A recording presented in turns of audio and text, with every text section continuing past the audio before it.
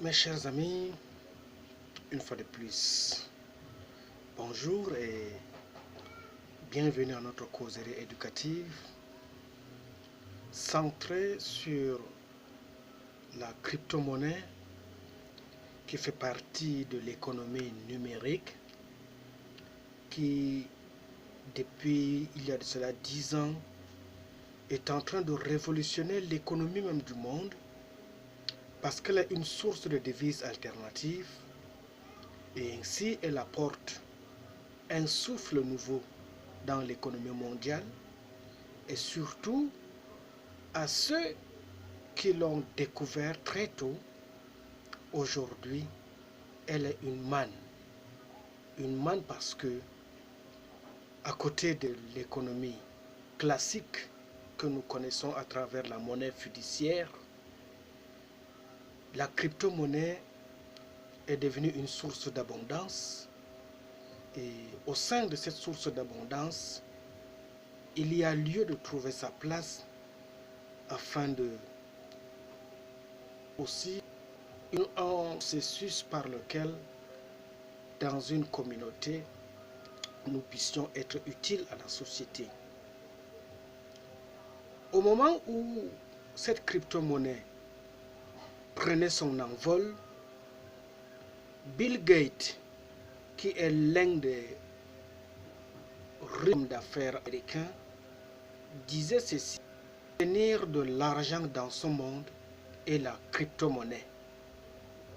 Et cette version a été complétée par Chris Dixon, qui, lorsqu'il a pris connaissance de l'ampleur, de l'importance, de l'enjeu majeur de la crypto-monnaie, il a fait une analyse, il a trouvé une problématique et il a défini cette problématique comme quoi il y a eu 3 époques de la monnaie, c'est-à-dire celle basée sur les matières premières que nous connaissons tous à travers le pétrole, l'or et plusieurs ressources minières. La monnaie qui est basée sur la politique, c'est-à-dire les politiques gouvernementales, les politiques institutionnelles qui régulent le fonctionnement de la monnaie. Et maintenant, dans ce siècle finissant, cette monnaie est désormais basée sur les mathématiques. En fait, d'entrée de jeu, lorsqu'on parle de lorsqu'on parle de l'économie numérique, c'est une forme de mathématiques bien pensée, bien planifiée, définie avec des modes et des modules de fonctionnement assez simples. Il suffit juste d'être curieux pour comprendre son importance dans le fonctionnement du monde. Initié par le Bitcoin il y a de cela 10 ans, comme je le disais en amont, les crypto-monnaies ne cessent de prendre de l'ampleur. Aujourd'hui, on dénombre beaucoup et des dizaines de ces monnaies qui sont basées sur la cryptographie. Mais que sont au juste ces crypto-monnaies que recouvre ce concept cryptographique? Avant d'entrer dans les détails techniques, il est important de clarifier les choses et les points de vue fondamentaux. Les crypto-monnaies, puisqu'il s'agit d'elles, reposent effectivement sur une opération dite de minage. Il s'agit d'un procédé basé sur d'intenses calculs mathématiques. L'idée ici était d'abord de générer la monnaie et sécuriser les transactions effectuées avec ces dites monnaies virtuelles. Rappelons aussi que une crypto-monnaie est par essence à la base virtuelle.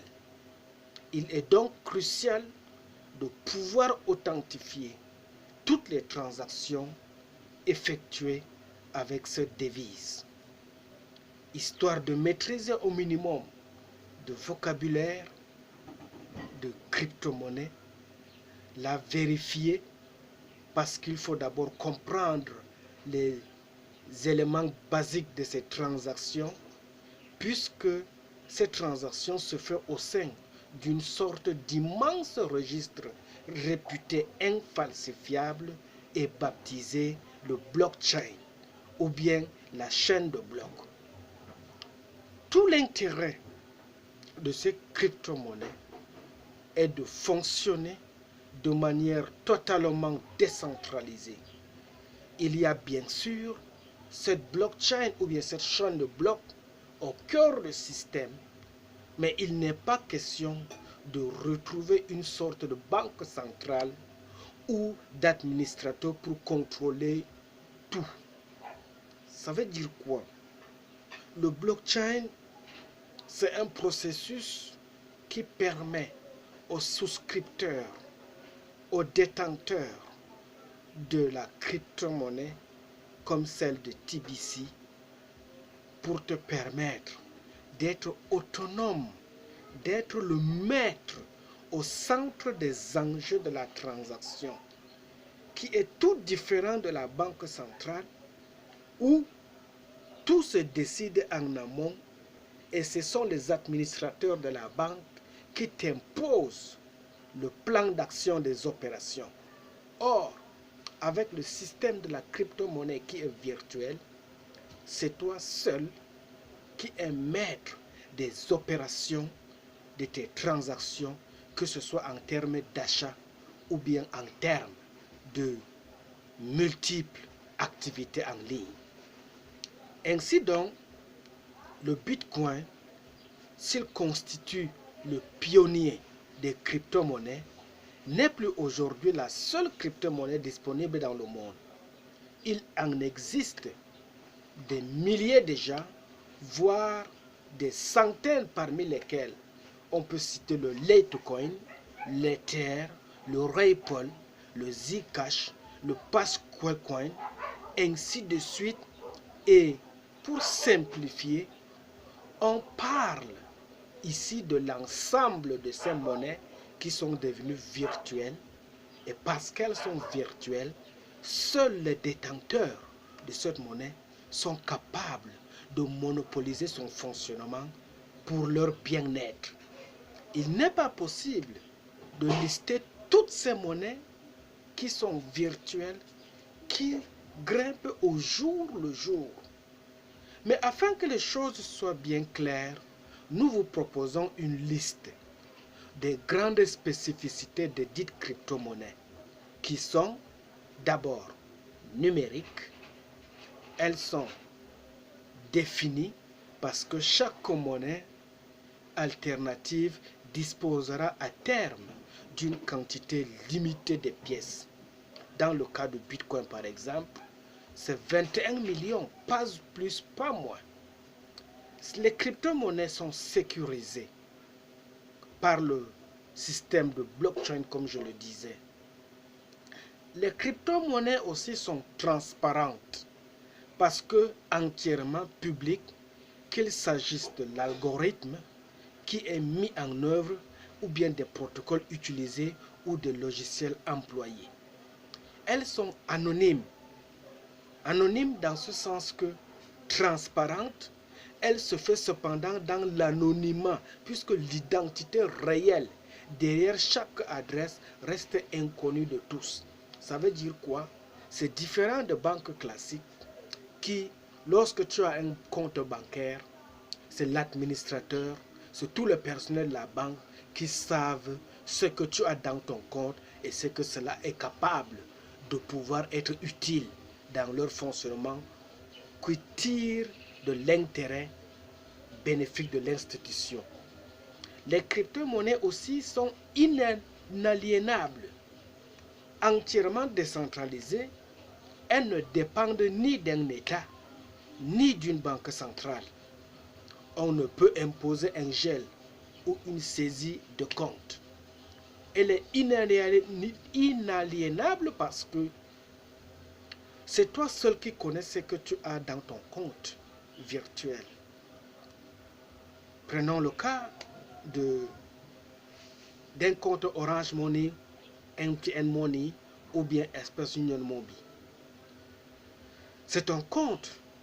C'est toi seul qui sais ce que tu as chargé dans ton porte-monnaie virtuel. Et au moment de faire la transaction, tu es le seul maître de la transaction que tu veux effectuer.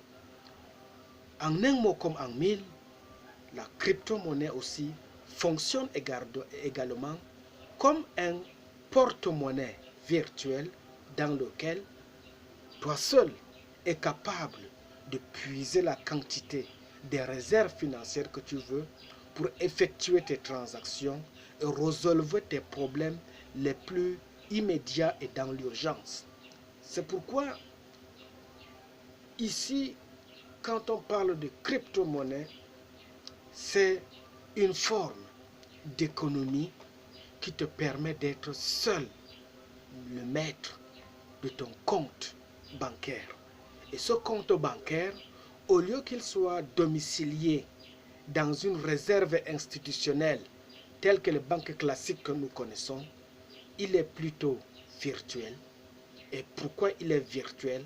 Parce que à tout moment, à toute heure, à tout instant, dès que tu constates que tu es dans le besoin ou bien que tu découvres quelque chose d'achat en ligne, tu es le seul maître de l'opération et une fois l'objectif de ta convenance atteint, tu arrêtes ton compte. Il n'y a pas quelqu'un qui doit être témoin de tes transactions. C'est pourquoi, tellement qu'il est bénéfique, je vous conseille de faire des recherches sur Internet sur la crypto-monnaie TBC. Et si vous êtes convaincu de cette opportunité, inscrivez-vous-y dans l'une des plateformes la plus proche de chez vous et découvrez les multiples facettes des intérêts que cela peut générer dans le futur de votre avenir. Je vous remercie.